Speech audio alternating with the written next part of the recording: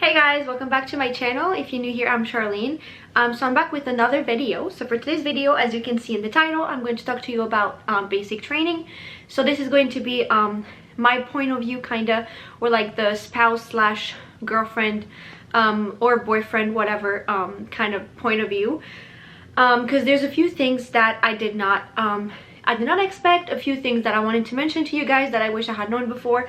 So I have a little list right here on my phone of things that I want to talk about, and I will also talk to you about the fact that some COVID happened in the meantime, which was kind of a mess, but I'm going to talk to you about that. And yeah, let's get started. So my first 3 points are kind of together. They revolve around phone calls. So from what they told us, I thought that I was gonna get a phone call every weekend, that we're gonna be able to speak and all of this. It does not happen like this. Like, it does not.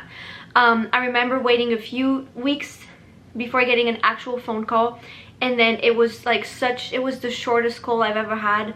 Then I got another call a few weeks later when he finally got an address, so I could send him letters to that address. And I remember same thing. It was such a short and random call that you kind of get disappointed because you expect to get phone calls more often and you expect to get more out of the phone calls. But the thing is that you literally just hear his voice and then that's pretty much it. So if there's something that I could advise you guys, is do not expect to get as many phone calls, and do not expect any time frame or timing for the phone calls. He could have his phone for a whole Sunday, or he could have his phone a 3-minute on a Thursday night, or like 10 minutes on like a Monday morning. Like, it is so random. Like, just to let you know that do not think of anything, just take it as it comes, because I know I had a lot of expectations about these calls and it never happened. I was like a freak over my phone. Like, I literally kept my phone on loud every single minute. That was just time consuming, and like, I don't know, like energy consuming most of all, because you get so many, like, you hope and you hope and you hope and nothing happens. So you won't get as many phone calls as you think. They are going to be really short and random.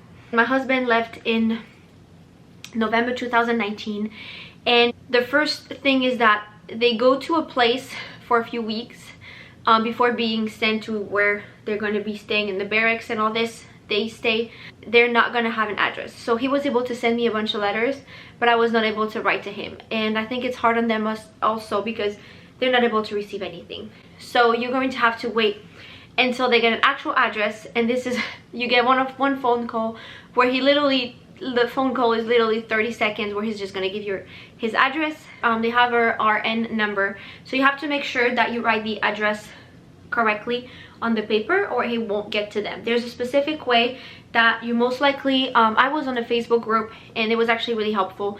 There were a lot of people that were with like the family of like the people that were with my husband at that time, that put out some stuff there. They were helping us. You get also a paper, like a little pamphlet, whatever, to help you how to write the letter, like the address and all of this. And this was actually really helpful.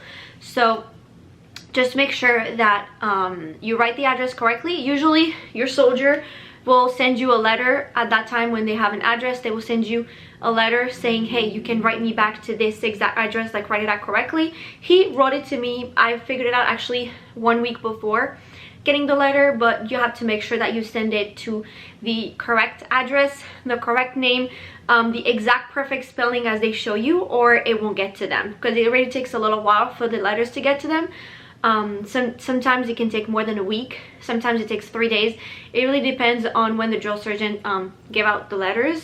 So make sure that, since they don't get all of them, depending on how many but since they don't get like them super often, maybe like once a week or twice a week at most, make sure you write to the correct address. So when they're actually giving out the letters, they will get their letter instead of just having to wait for the next week for the letter to travel in the entire base, because that can be like a real mess. So to keep talking about the letters, there's something that you need to be careful, is the kind of letters that you send. You can send kind of pretty much everything. But you have to make sure that the letters you send are like plain white paper.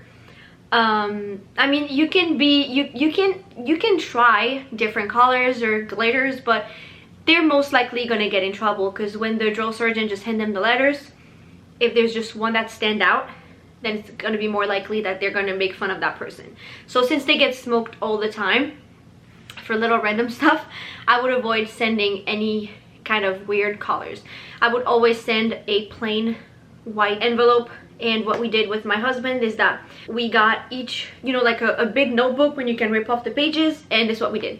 We just write on this with like a regular black pen. You can write whatever you want on it, if you want to write pink or blue or purple, whatever. But when it comes to the envelope, just make sure that it's not too funny, it's not too colorful, glitter or anything, because they're gonna make fun of, and they get smoked all day long. They'd rather just read the letter than being smoked, forgetting a letter that's pink, for example. You know what I mean? So just be aware of that, because I know some people got in trouble for that. Another thing that I used, so COVID happened. I'm gonna say that real quick. COVID happened when my husband was at AIT, right after he was done with basic, when he went to AIT, and I did not have a mailbox right next to me. And since I was in New York and everything was closed because of COVID, something that was really handy is that website called Sandbox. So you get to send a letter to your spouse or soldier, whatever, even if it's your husband, brother, whatever. It's on a website, and you pay. It's a little more expensive than actually sending a letter with stamps, but it's all on your computer. So you type the address, you type like the address exactly how you're supposed to write it down. You can add pictures, you can write you just write on your computer. The only thing is that because it's on a website, you have a certain amount of letters that are allowed. So if you want to write more than that, then you have to pay for a second one. That's the only downside of this website, because when you write a letter, or like when you write it yourself, you can be creative. Like sometimes I could write like maybe 10 letters if I wanted to, but for that you have to pay. You have maybe, I don't know, maybe 2,000 letters, and then you have to send this and then write a new one. So, but during COVID, when you can't go out and you can't go buy stamps, and you pretty much can't do everything because everything is in lockdown, especially in New York, everything is crazy, that was actually super helpful. So I think the app, I think the letter is about $1 or $2, I'm not even sure, but you can buy like a package. So for example, you pay maybe $20 that you put on the website, and then every time you send a letter, it takes that amount from the money that you put on the website, which is super handy. So if you have time to write, then that's great. If you don't, then that's super handy, because the address is going to be saved most of the time. The address is saved, and you just have to type in your letter real quick. You can even do it from your phone, send it, and then he'll get it super fast. Also, so when you send with Sendbox, it's actually amazing. But I also, what I was doing is that I to help him, like, you know, kind of get away from all of this basic training thing, I got myself a Polaroids literally a few weeks before he left. And what I was doing is that whatever I was doing that day, I was just taking my Polaroids everywhere and just taking pictures. So since I was in New York, and I'm the kind of person that love being outside and walking around, like walking around New York is just, that's my thing. I love it. Even if I don't even go in the store or anything, I just love it. So wherever I would go, if there was something cute or something fun or anything, or I would just take a selfie or anything with my Polaroids, and I could put the little picture in the envelope, and he was able to get it. You could do that through Sendbox, like I said, but it won't be Polaroids. But like this time, it was able to actually hold the picture, which was really great and really cool. And it's just like a little something that they did not expect, but actually make his day like nicer. Just to be like, oh my gosh, he got a picture of something I did, that would just take his mind away from all the basic training thing. The next point, it kind of has something to do with like phone calls and stuff like this, but I'm sorry. But if a soldier gets in trouble, they all get in trouble. And I think that when my husband was there were like 4 platoons. He was in third platoon, and I know that sometimes if someone in one platoon gets in trouble, it's just that platoon that gets in trouble. But sometimes it happened that it was the entire company. And I know that there's so many days and so many weekends that I hoped for calls that never happened. For example, he would tell me in a letter like, hey, I should be getting my phone this weekend. So by the time he write the letter, I got the letter the actual weekend, but I was like, okay, cool, he's gonna have his phone tomorrow. And he probably told me like, oh, I'm gonna have my phone for the whole day. And I was thinking that he was gonna get his phone for the whole day, and then out of nowhere he only gets his phone at 6 p.m. for 20 minutes. And because of what? Because someone got in trouble. And if someone gets in trouble, it's usually the entire platoon, or depending of the extent of the trouble, the entire company will get in trouble. So that's something that goes back also to the phone calls, is that sometimes they won't even be able to write or to call you as they should have, because someone got in trouble. All right, so the last point is pretty much that it's hard for them, but it's hard for us too. But it's really, really, really hard for them. So make sure that you encourage them and support them, and in the letters. And you can be sad and stuff like this, like that's not the problem. I would tell my husband like how sad I was, because also right when my husband left, I switched job and went to work in another hotel in New York, and he left that week, and I was just really bad timing. But I made it work. But that was just so hard. He was gone. I had to figure out how to like go back to my old place, find like just get used to everything, him not being here, not being able to talk to him. So it was really hard on me, but I can't imagine how hard it is on them, because they get smoked all the time. They don't get poorly treated, but I feel like sometimes they kind of do, because if you do a little something, or the way you talk back to a drill sergeant, they're gonna ask you to do push-ups or whatever. But make sure you encourage them and you support them, and then you tell them how like amazing they're doing, because in the end we're the only contact they have at that time, especially through letters. So even if it seems a little too much, be excited in the letters, like be super happy, be super like hopeful of anything. Make sure you're there for them and you show them all the love and support you can, because they need it. The only other people they see is the other soldiers with them, or the people that actually smoke them 24/7. So make sure you're there for them. All right, so the last point is that I kind of got lucky without being lucky in a way, is that usually if they do basic training in the AIT together, like my husband did, you have like 12 weeks, something like this, or he left for 26 weeks. I'm not even sure. It's about 12-ish weeks to do basic training, and about another 12-ish weeks for AIT. So like I said, he stayed at the same place, so he did all of it together. So we kind of got lucky because he left in November, and then Christmas was there right around the corner.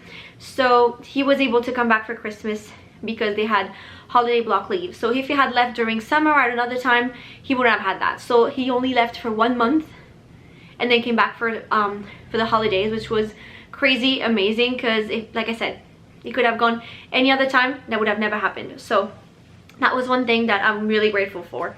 When he left to go back after Christmas, he left January 4th or something like this, and his graduation for basic training was early February. So in the end, again, he left for only 1 month, and I went to see him for the graduation for like 4 or 5 days, and I came back. So same thing, 1 month I saw him, another month I saw him.